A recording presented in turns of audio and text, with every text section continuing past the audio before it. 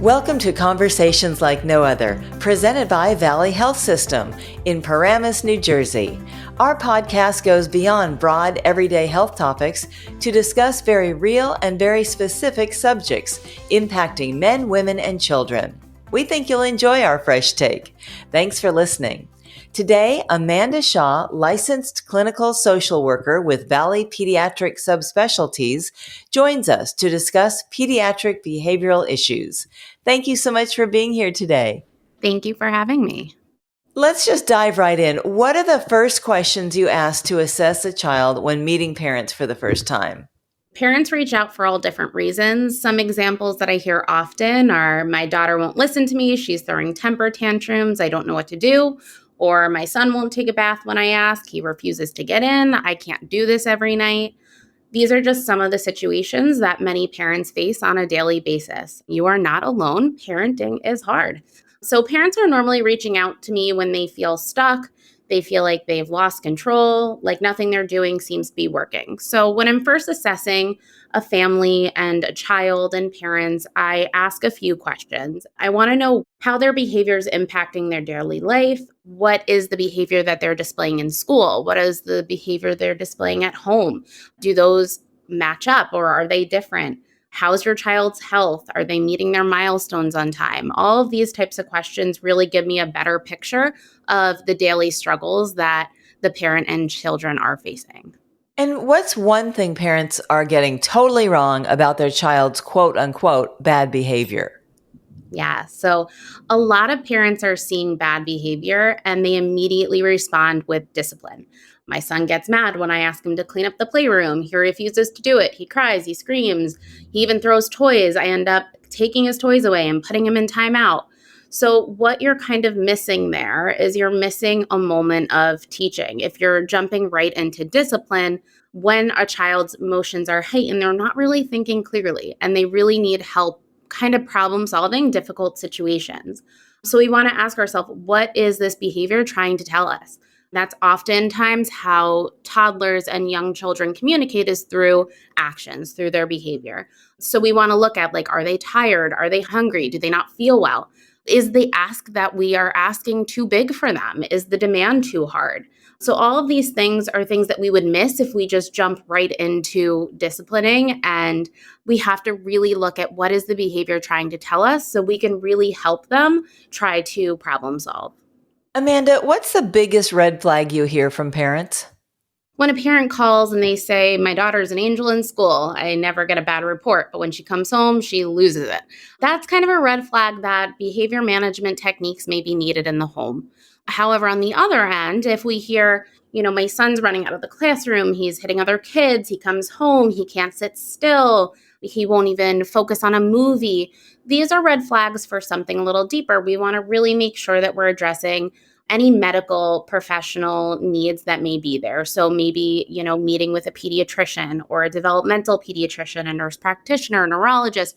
We want to kind of look at the medical piece if we're seeing the behaviors across multiple settings. Do you think behavior issues always mean the child needs discipline? It's actually not always helpful to immediately discipline if a child is having bad behavior. We really want to look at co-regulation and holding boundaries. Those are often more successful than discipline. Something I hear often is, mealtime's a struggle. Every night I'm trying to get him to eat his food. He barely eats what's on his plate, and then he wants dessert. So in that situation, you don't want to go put him in timeout right away.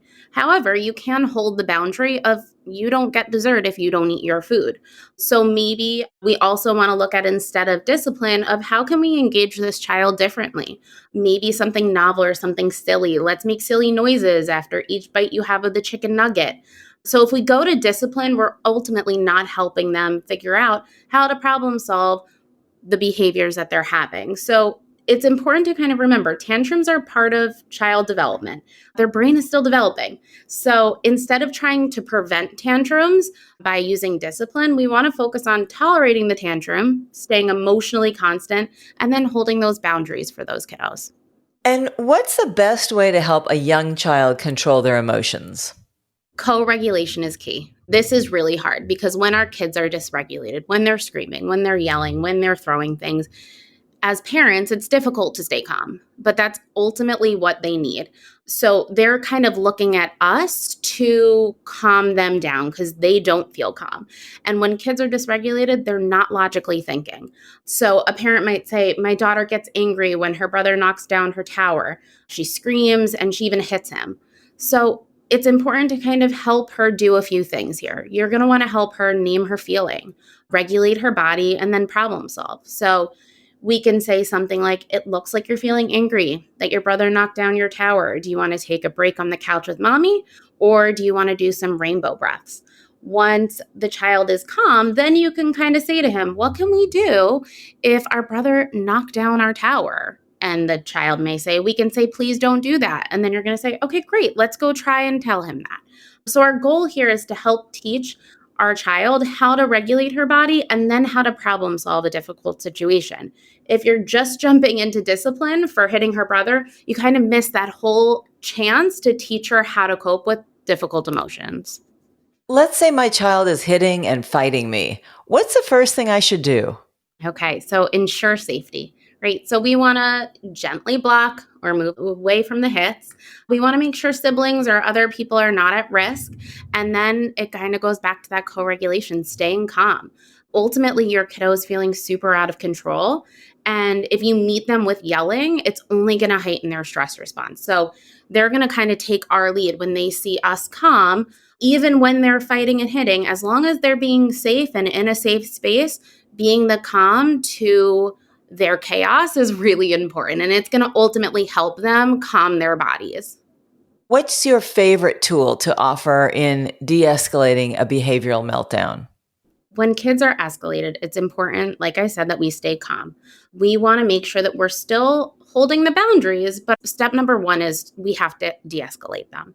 So some things that I really like is deep pressure, some hugs. Sometimes if a child's really having a hard time, a behavioral meltdown, you can say like, hey buddy, it looks like you're having a hard time right now. Do you want a hug? Instead of stop, we're not doing that right now. Because then their stress response is just going to increase versus trying to kind of calm them down. Some other fun tools you can use are like pillow sandwiches or different grounding techniques. Let's label all the red things we see in the bedroom, or let's count to 10, or can you tell me how soft is your stuffy right now? Can you show me where the stuffy's nose is? Distraction can also kind of de-escalate a kiddo. So that's really important to really make sure that we are calm during this escalation process and then just working on grounding our children. If you could offer one sentence for parents to repeat when their child's melting down, what would it be?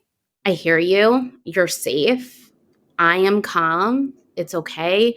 One thing that I've noticed, if you say kind of like, I'm calm, they're almost looking at the parent to be like, oh, am I freaking you out right now? And then I'm going to also freak out now too. So if you kind of verbalize to them like, mommy's calm, daddy's calm, you're safe, it's okay. But a lot of what I tell parents is don't talk too much, because when they're dysregulated, they are not logically thinking. So sometimes if we're talking too much or trying to even teach them a lesson during that time, they're not really hearing us. So even sitting quietly and just being like, I know, it's okay, is really all that they need. Yeah. Kind of like adults Exactly. sometimes. Exactly. In closing, is there anything else you'd like to share?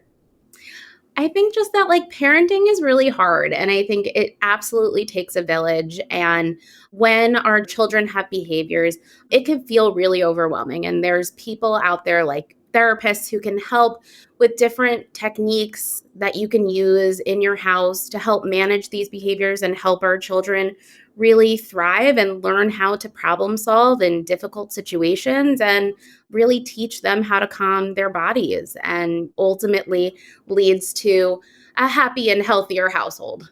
Thank you so much for sharing your expertise. We really appreciate this information. Thanks for having me. Again, that's Amanda Shaw. For more information about pediatric subspecialties at Valley, please visit valleyhealth.com/pediatric specialties. Thanks for listening to Conversations Like No Other, presented by Valley Health System in Paramus, New Jersey. For more information on today's topic or to be connected with today's guest, please call 201-251-3351 or email valleypodcast@valleyhealth.com.